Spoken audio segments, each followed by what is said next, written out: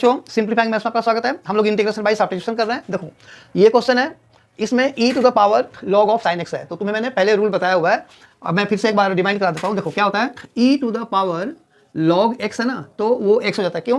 e means anti log, तो anti log log का opposite है, रिवर्स है, तो ये एक दूसरे को कैंसिल कर देते हैं, तो ये x आ जाता है।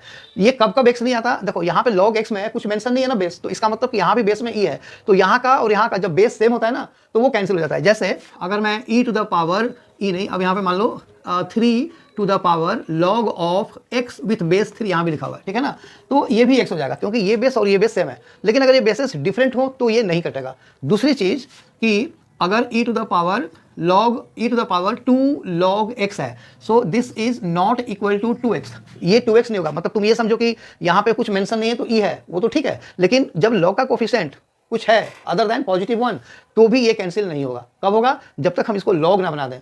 log का क्या प्रॉपर्टी तुमने किया होगा log of m to the power n into log m होता है ना, तो इसको जब तुम उधर शिफ्ट करोगे तो ये e to the power log of x square हो जाएगा। देखो ये जो 2 है ना, 2 को हटाना पड़ेगा, तो ये पावर में जाकर के रेज होगा, तो ऐसे सिचुएशन में आंसर x स्क्वायर, तो वो फिर वो इस तरह से निकलता है। समझ आया? ये पहले भी मैं लिख करके बता चुका हूँ कई बार, ठीक है।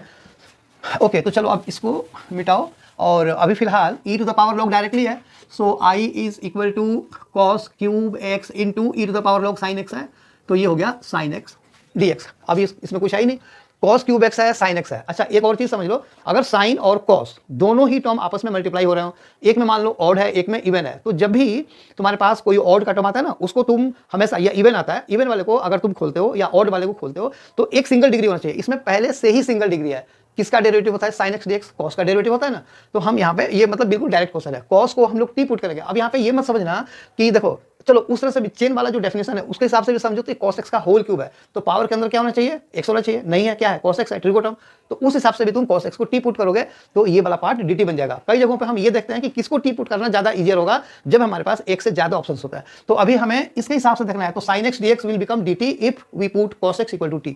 यहाँ पे पुट करो, put cos x equal to t implies sin x dx equal to, इधर का माइनस उधर शिफ्ट कर दो, एक ही स्टेप में हो जाएगा। So therefore i is equal to, अब देखो ना cos x का होल क्यूब, तो ये t क्यूब हो जाएगा, बाहर माइनस हो जाएगा और ये dt हो जाएगा, है ना। तो आंसर क्या आया? -t4/4 plus c। So i is equal to -1/4 into t, किसको माना था? cos x को, तो ये हो जाएगा cos x to the power 4 यानी कि cos 4x और प्लस c। ठीक है, चलो आई होप वीडियो समझ में आया हो। अगर आया तो इसे लाइक करो, शेयर करो और सब्सक्राइब जरूर करना। Thank you.